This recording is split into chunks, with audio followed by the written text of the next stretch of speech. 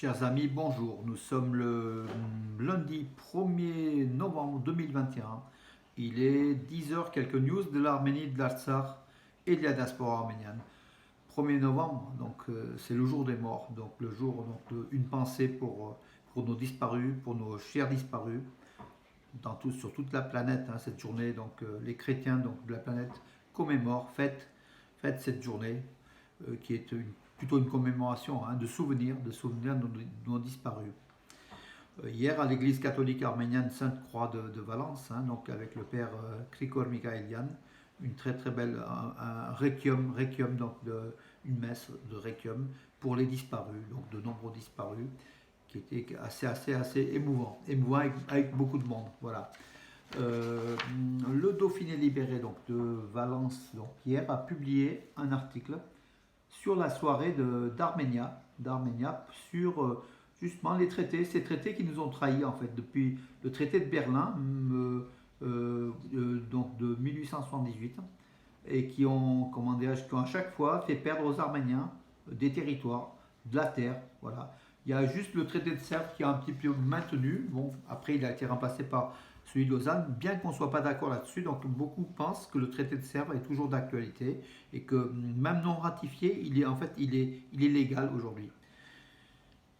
Actualité donc pure, donc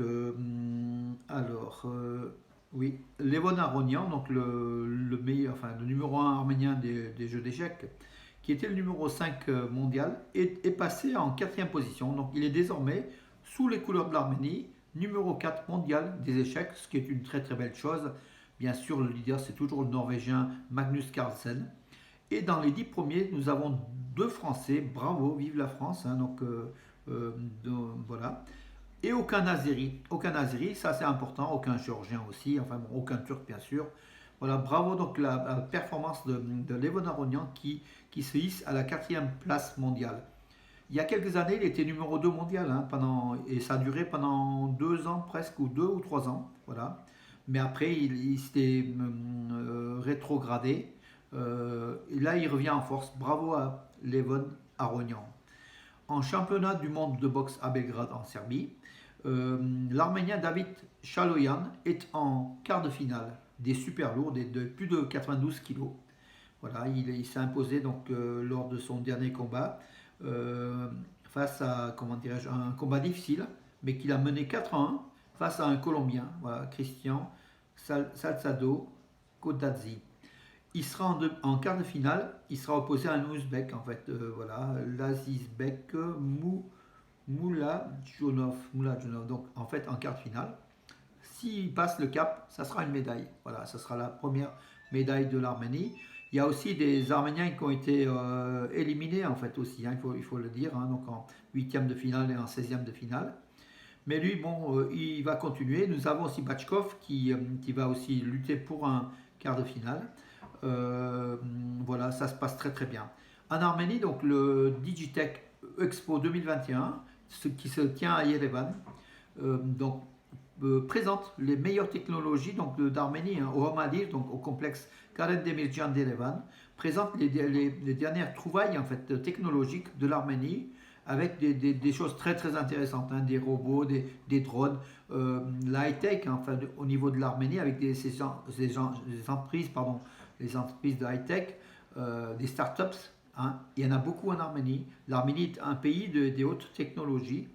Par rapport à son économie, ça représente 5 ou 6% de son économie. C'est énorme, voilà, et ça monte tout le temps. Donc nous avons une base intellectuelle en Arménie, d'ingénieurs, de techniciens qui font de l'Arménie un des pays pépinières des hautes technologies. Prions qu'il n'y ait pas la guerre et que tout ça se développe et que l'Arménie se retrouve donc à la pointe, encore une fois, des hautes technologies dans le monde. Les vins d'Arménie, bien sûr, la plus ancienne usine d'Arménie découverte qui date de plus de 6000 ans dans des grottes d'Arénie, donc dans le sud-ouest de l'Arménie, face au Nakhitchevan. L'Arménie qui a donc ouvert à Yerevan un musée du vin, de l'histoire du vin arménien. depuis l'arche de Noé, depuis Noé, parce que c'est Noé qui a planté la vigne en Arménie quand il est descendu du mont Ararat, il a planté la vigne. D'ailleurs, il a dit à Nakhitchevan, c'est un Nakhitchevan, c'est celui qui est descendu en premier, donc le Nakhitchevan en arménien, c'est littéralement celui qui est descendu en premier. C'est Noé qui est descendu en premier. Et puis Yerevan qui les a vus, donc c'est la ville qu'il a vue de loin, Yerevan. Il a dit voilà, c'est visible. Donc le nom de Yerevan, ça veut dire visible. Donc mis par l'arche de Noé. Mais tout ça, bien sûr, c'est de la tradition, c'est ce qu'on raconte. Mais il y a sans doute une part de vrai. En tout cas, le vin d'Arménie, qui est dont le cépage est l'un des plus anciens du monde, hein, a aujourd'hui donc son musée, avec une exposition, avec peut-être des dégustations. Et c'est bien sûr c'est l'écotourisme, hein, c'est très bon pour l'écotourisme. Donc ça va attirer quand même des touristes en Arménie, le pays du vin. L'Arménie, c'est le pays du vin. C'est le message qu'on va passer en fait, hein. C'était le pays du cognac, c'est toujours le pays du cognac, le brandy, parce que le cognac a été labellisé et interdit. Les producteurs de cognac interdisent aux Arméniens d'utiliser le terme cognac et ils sont obligés d'utiliser le terme brandy. D'ailleurs, j'ai eu une lettre recommandée de l'Union des producteurs de cognac, hein, qui m'informait donc attention, donc le terme cognac est interdit. Mais bon, c'est le cognac sans le nom, donc le brandy. Mais le vin arménien, jusqu'à présent, c'était les vins de Géorgie qui avaient la prime en Union soviétique. Aujourd'hui, les vins d'Arménie reviennent en force. C'est très très bon. Donc, et le savoir-faire donc, des vins arméniens est quand même extraordinaire. Voilà, c'est un très très bon vin. Goûtez-le avec modération bien sûr, mais goûtez-le, diffusez-le parce que c'est aussi notre objectif de faire développer l'Arménie par sa viticulture, par son vin qui est excellent. Voilà. J'en ai presque terminé. Bon, oui, bah écoutez, je ne vais pas. La nouvelle de la Miss Univers Arménie 2019 qui expose sa beauté donc, à Yerevan.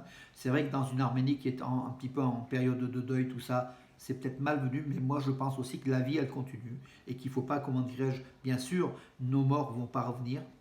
On le sait aujourd'hui, hein, surtout la journée des morts, mais la beauté, la vie arménienne, le dynamisme, tout ça, ça continue. Hein. Notre pays n'est pas mort, est un pays vivant, avec ses beautés, ses belles arméniennes, avec sa participation à l'Eurovision Junior. Et après l'Eurovision normale, l'Arménie reprend le cours normal des choses. Et je crois que c'est quand même le plus beau message de résilience, d'une Arménie vaincue en Artsakh par des forces 40 fois plus nombreuses, hein, donc le monde turco-azéri et ses alliés. Euh, voilà. Mais l'Arménie est toujours là et l'Arménie sera là, debout, mes amis.